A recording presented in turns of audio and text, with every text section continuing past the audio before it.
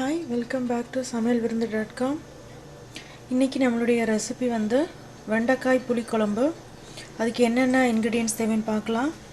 இல்லை நான் வெண்டைக்காய் எடுத்திருக்கேன், சின்ன சின்ன பீஸாக கட் பண்ணியிருக்கேன் இந்த சைஸ்க்கு. அப்புறம் வந்து சின்ன வெங்காயம் தான் நான் யூஸ் பண்ண போகிறேன். இது வந்து ஒரு 10 சின்ன வெங்காயம் வெட்டி எடுத்திருந்தேன், அதை வந்து சின்னதாக கட் பண்ணியிருக்கேன். அப்புறம் வந்து 1/4 டீஸ்பூன் வந்து மஞ்சள் பொடி அண்டு 2 டீஸ்பூன் மல்லிப்பொடி, மல்லித்தூள். அப்புறம் வந்து ஒரு தக்காளி கட் பண்ணி வச்சுருக்கேன். அப்புறம் வெள்ளைப்பூடு ஒரு 6-7 பல் எடுத்து வச்சுருக்கேன். அப்புறம் இங்கே தாளிக்கிறதுக்கு கடுகு, வெந்தயம், உளுந்த பருப்பு எடுத்து வச்சுருக்கேன். அப்புறம் வந்து கறி லீவ்ஸ், அப்புறம் சால்ட் அவங்க தேவைக்கேற்ப, அப்புறம் சில்லி பவுடர் அண்ட் நல்லெண்ணெய். மோஸ்ட்லி நீங்கள் வந்து வத்த குழம்போ புளிக்குழம்போ எந்த குழம்பு வைக்கிறதா இருந்தாலும் இந்த நல்லெண்ணெய் யூஸ் பண்ணுங்கள். நல்லெண்ணெய் வந்து நல்ல டேஸ்ட் கொடுக்கும். அப்புறம் வந்து புளி தண்ணி. ஓகே, நம்ம இதை எப்படி ப்ரிப்பேர் பண்ணுறது அப்படின்னு பார்க்கலாம். முதல்ல பேனில் வந்து ஆயிலை ஹீட் பண்ணிக்கோங்க. அதில் நான் வந்து இந்த கடுகு, வெந்தயம், உளுத்தம் பருப்பை போடுறேன். அது நல்லா பொரியட்டும். அது நல்லா பொரிஞ்சதுக்கப்புறம் நம்ம நெக்ஸ்ட் இன்க்ரீடியன்ஸை வந்து இதில் ஆட் பண்ணலாம். நான் இன்றைக்கி யூஸ் பண்ண போகிறது வந்து இந்த காஞ்ச கருவேப்பிலை தான் யூஸ் பண்ண போகிறேன். ஆக்சுவலி நான் ஊர்லேருந்து எடுத்துகிட்டு வந்தேன் இந்த கருவேப்பிலை. இப்போ வெளிநாட்டிலலாம் இருக்கிறவங்க வந்து இங்கே கருவேப்பிலை அப்படின்னு பார்த்தா ஒரு 4-5 இதை கொடுத்துட்டு அது $1 அப்படின்னு இப்படின்னு சொல்லுவாங்க. ஸோ இப்போ நம்ம ஊர்லேருந்து வரும்போதே கருவேப்பிலையை எடுத்து நிழலில் காய வச்சிங்கன்னா இப்படி நல்லா காஞ்சிரும். கழுவி காய வைங்க. அது காஞ்சதுக்கப்புறம் ஒரு கவரில் போட்டு எடுத்துகிட்டு வரலாம். ஸோ நமக்கு ரொம்ப யூஸ்ஃபுல்லாக இருக்கும்.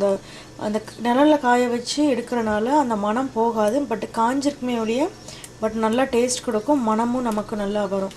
இது நம்ம பொடியாக கூட அரைச்சி வைக்கலாம். இட்லி பொடி அரைக்கும் போது இந்த காஞ்ச கருவேப்பிலையை போட்டு அரைச்சாலும் அது எனக்கு நல்லா டேஸ்ட் மனம் கொடுக்கும். ஓகே, இது பொரிய ஆரம்பிச்சிருச்சு. அதுக்கப்புறம் நான் வந்து இந்த இது இருக்குல்லையா, இது வெட்டி வச்சுருக்க சின்ன வெங்காயத்தை போடுறேன்.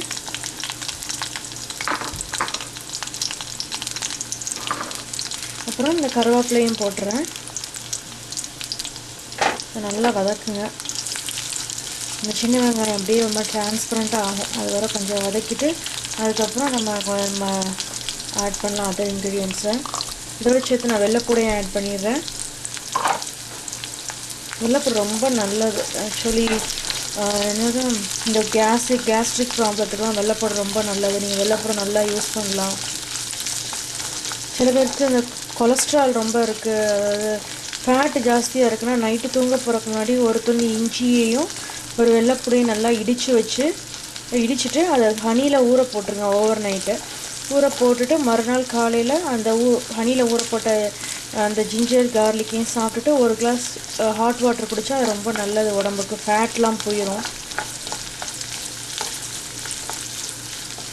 இது லைட்டாக வதங்கிட்டு இருக்கும்போதே நான் வந்து இதை கட் பண்ணி வச்சுருக்க வெண்டைக்காவை போடுறேன். ஏன்னா வெண்டைக்காய் வந்து ஒரு மாதிரி விழுன்னு ஒரு மாதிரி இருக்கும். அந்த பசை அதை போடுறதுக்காண்டி முன்னாடியே வதக்கிறது நல்லது. ஓகே, இது 3 சேர்ந்து நல்லா வதங்கட்டும். அதுக்கப்புறம் நம்ம தக்காளியை ஆட் பண்ணலாம்.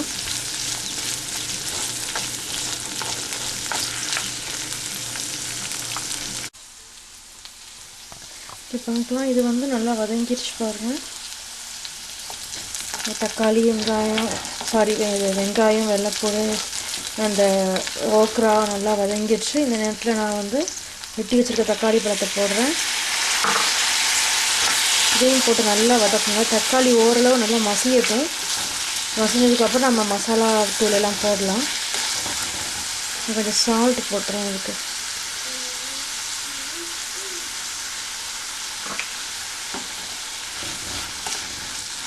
இந்த தக்காளி லைட்டாக வதங்கின உடனே நம்ம மசாலா பொடியெல்லாம் போட்டுடலாம்.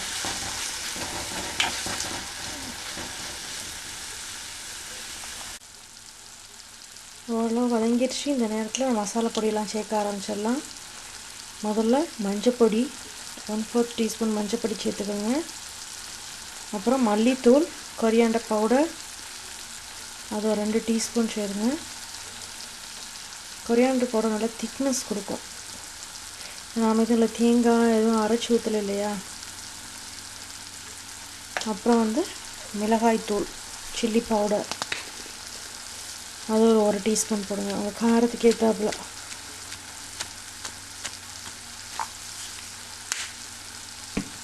போட்டுட்டு அதில் லைட்டாக கிண்டி விடுங்க. இந்த மசாலா போய் எல்லாத்துலேயும் நல்லா ஒட்டட்டும்.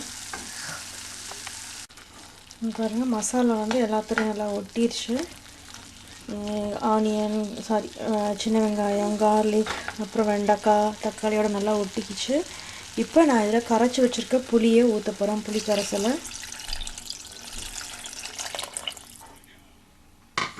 போட்டு நல்லா கிண்டிக்குங்க. நான் ஆல்ரெடி முன்னாடியே சால்ட் வந்து தேவையான அளவு ஆட் பண்ணிட்டேன். நீங்கள் இதுக்கும் ஒரு தடவை டேஸ்ட் பண்ணி பார்த்துக்குங்க. நீங்கள் பண்ணும் பொழுது சால்ட் தேவைன்னா ஆட் பண்ணிக்கிங்க, இல்லைன்னா விட்டுருங்க. இதை வந்து நான் வந்து க்ளோஸ் பண்ணி குக்காக விட போகிறேன். நமக்கு தெரியும் கொஞ்சம் ஓரளவு கட்டியாகி வரும். அந்த அந்த கன்சிஸ்டன்சியை நான் காட்டுறேன்.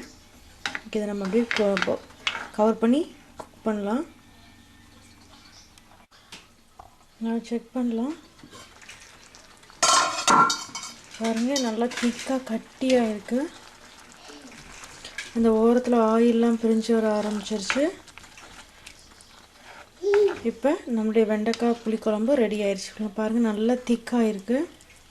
புளிக்குழம்பு கொஞ்சம் திக்காக இருந்தால் தான் நல்லாயிருக்கும், தண்ணியாக இருக்கிறத விட.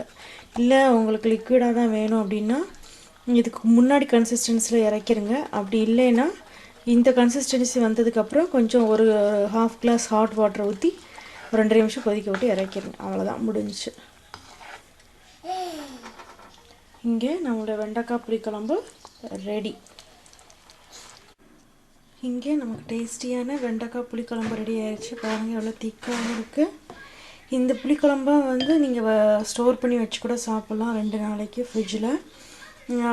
இந்த புளிக்குழம்பு நீங்கள் இட்லி தோசைக்கு கூட தொட்டு சாப்பிட்லாம், அதுவும் நல்லாயிருக்கும். நல்லா சுடு சாதத்தில் இந்த புளிக்குழம்பு வித் அப்பளம் ஏதாவது பொரியல் வச்சு சாப்பிட்டா ரொம்ப டேஸ்டியாக இருக்கும். இங்கே நான் வந்து வெண்டைக்காய் யூஸ் பண்ணியிருக்கேன். Instead of this you can use brinjal கத்திரிக்காயும் நீங்கள் யூஸ் பண்ணிக்கலாம். ட்ரை பண்ணுங்கள். ட்ரை பண்ணிவிட்டு உங்கள் கமெண்ட்ஸை samelvirunthu.com போஸ்ட் பண்ணுங்கள். ஓகே, நம்ம அடுத்த வீடியோவில் பார்க்கலாம். See you, bye bye.